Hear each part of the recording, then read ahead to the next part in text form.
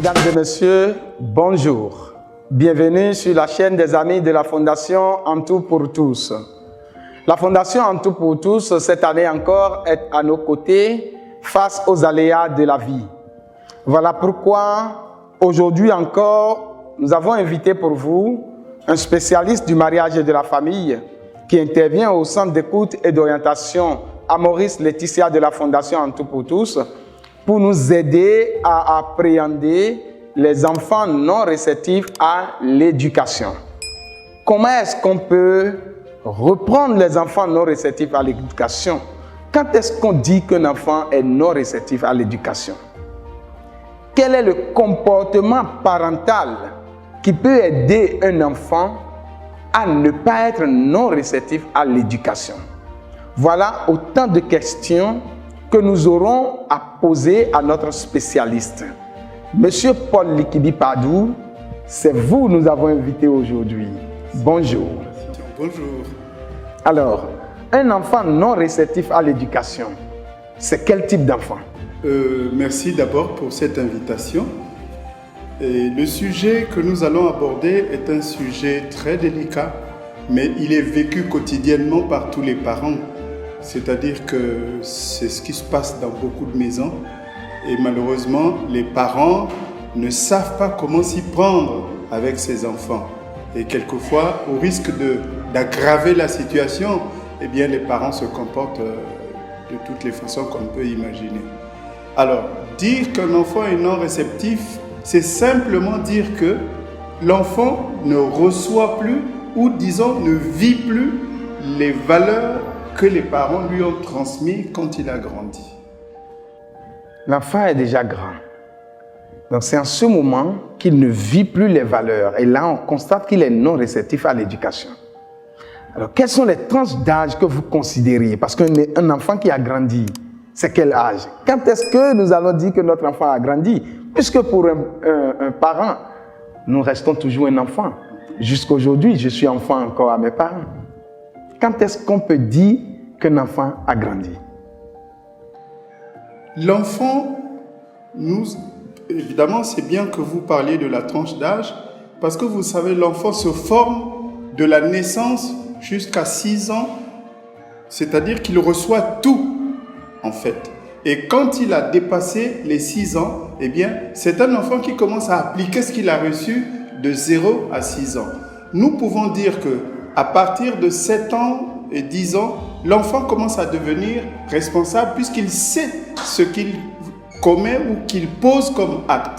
Et c'est très intéressant à ce moment-là de voir que l'enfant a des réflexes et quelquefois les parents se demandent mais où a-t-il eu tel réflexe? Alors que c'est nous les parents qui lui avons transmis ces valeurs et ce sont ces valeurs qu'il se met à exécuter à partir de 10 ans, on peut dire jusqu'à une quinzaine d'années, comme vous le dites. Une quinzaine d'années, eh bien c'est là où on considère que l'enfant est responsable de ce qu'il peut poser comme acte. Je considère donc qu'après 10, 11, 12, donc à l'âge de 15 ans au moins, l'enfant exprime librement ses connaissances, donc ce que nous appelons généralement la liberté de qualité se fait ressentir chez l'enfant. C'est ce que vous voulez dire? Exactement, exactement. Et j'ai l'impression que vous suivez bien parce qu'en fait, je comprends que vous soyez père et que cela ne vous échappe pas. Mais c'est ce que vous dites à partir de la quinzaine d'années, quand un enfant pose un acte, il y a ou quelque chose, un refoulement en lui qui lui pousse à poser un acte ou un autre, ou il y a un sens de responsabilité qui l'oblige à poser tel acte ou tel autre acte. Maintenant, c'est dans le discernement que l'on voit ce qui est bon et ce qui est mauvais. Parce que là, il faut que les parents interviennent, il faut que l'environnement immédiat qui est la famille intervienne pour lui dire ça, c'est peut-être bien ce que tu penses toi, mais c'est pas évident que ce soit bien pour ta santé, pour ton avenir, et voilà. Donc c'est exactement ce que vous dites. À ce moment-là, l'enfant, comme je l'ai dit, pose des actes avec responsabilité, mais ne sachant pas discerner effectivement ce qui sera bon pour lui et ce qui ne sera pas bon pour lui. Monsieur Likibi Padou, vous savez qu'un enfant que vous êtes en train de qualifier de non réceptif à l'éducation, pour un parent, c'est un problème. Le parent a un choc de sentir que son enfant ne reflète pas les valeurs qu'on lui a transmises, n'est-ce pas? Alors dites-nous, quand est-ce qu'un parent, réellement et concrètement, peut constater que son enfant est un enfant non réceptif à l'éducation? Ce qui traduit tout de suite un enfant non réceptif, c'est la rébellion. C'est-à-dire qu'un enfant à qui on dit « fais ceci », il ne le fait pas. Ou bien il dit oui, mais il ne le fait pas. On commence à voir qu'il y a quelque chose qui ne va pas. Parce que dans l'éducation que nous donnons à notre enfant, nous lui avons appris à obéir ou à répondre aux attentes des parents. Mais quand un enfant ne fait plus que les parents lui ont appris à faire, eh bien, cela devient un problème pour les parents qui doivent se poser des questions et chercher à savoir qu'est-ce qui se passe dans notre fils. On lui dit de faire ça, il ne fait pas. On lui dit d'aller là, il ne va pas. On lui dit de revenir par là, il ne revient pas. Qu'est-ce qui se passe? Et ça, c'est le constat que la plupart des parents font parce que c'est évident qu'il n'a plus dans sa tête ou sur sa conscience toutes les valeurs que les parents lui ont transmises. En résumé, nous pouvons dire donc que lorsque le parent constate de l'agressivité, l'opposition, la désobéissance et puis l'ingérence dans les sujets de conversation qui ne l'intéressent pas chez un enfant, on peut dire que cet enfant est non réceptif à l'éducation. Alors, Monsieur Paul Likibi Padou, comment est-ce que le parent peut récupérer cet enfant? Lorsqu'on constate qu'un enfant est non réceptif à l'éducation, on est en train de discuter, vous constatez que votre enfant est en train de s'ingérer dans les sujets qui ne l'intéressent pas. Vous dites quelque chose, il ne le fait pas. En ville, tout le monde vous dit, votre enfant a fait ceci, votre enfant a fait cela. Comment est-ce que vous allez vous comporter en tant que parent? Avant de chercher à se comporter en tant que parent, je crois qu'il faut faire une redescente dans la vie de l'enfant. Et pourquoi ne pas voir, en tant que parent, où est-ce que nous avons failli? Parce qu'un enfant non réceptif, ce n'est pas toujours de sa faute. Il se pourrait que dans la famille, il n'y a plus l'attention parentale. Quand il n'y a plus l'attention parentale, un enfant, comme vous l'avez dit, jusqu'à nos âges, nous sommes des enfants. Et si nos parents sont vivants, nous avons toujours besoin d'un signe d'amour paternel ou parental.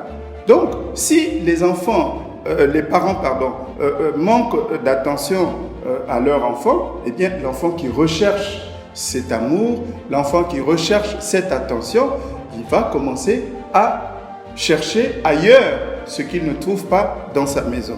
Il y a aussi cette absence remarquée, parce qu'aujourd'hui on parle d'enfants non réceptifs, mais les parents qui sortent tôt le matin et qui vont au travail et qui ne reviennent que le soir, quelquefois les enfants sont couchés. Mais est-ce que nous avons eu la précaution de parler avec nos enfants? Pas du tout, parce que nous n'avons pas eu le temps. Et quand nous rentrons, on se tient quelquefois 2-3 minutes ou 10 minutes à la rigueur, mais on est fatigué, on est épuisé et on va tout de suite se coucher. Donc on n'a pas le temps. C'est vraiment une absence notoire qui fait que l'enfant qui veut exprimer un besoin ou qui veut exprimer ce qu'il éprouve vis-à-vis de son père ou de sa mère ne peut pas le faire parce que le père n'est pas là ou la mère n'est pas là. Et ça aussi, c'est des choses qui font que l'enfant devienne non réceptif.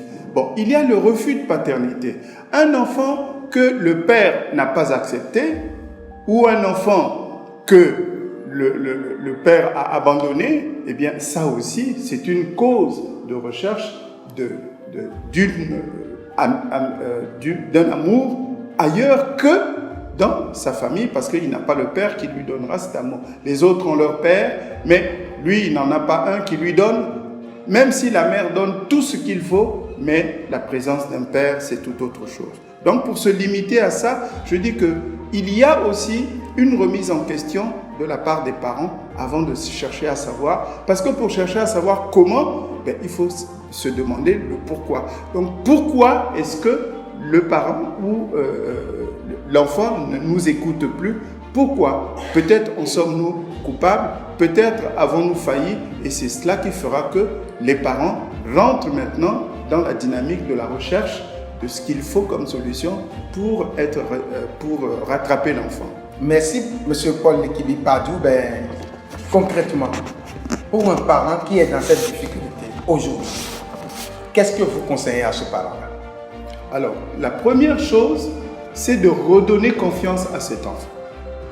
Parce que si l'enfant est non réceptif, cela peut traduire l'abandon de confiance. C'est-à-dire que l'enfant ne fait plus confiance à ses parents.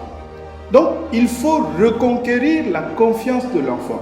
Si vous n'êtes pas ami à votre enfant, quelles que soient les questions que vous lui poserez, il ne répondra pas parce qu'il n'a pas confiance en vous. Donc, à travers cette reconquête de la confiance, il y a l'écoute active.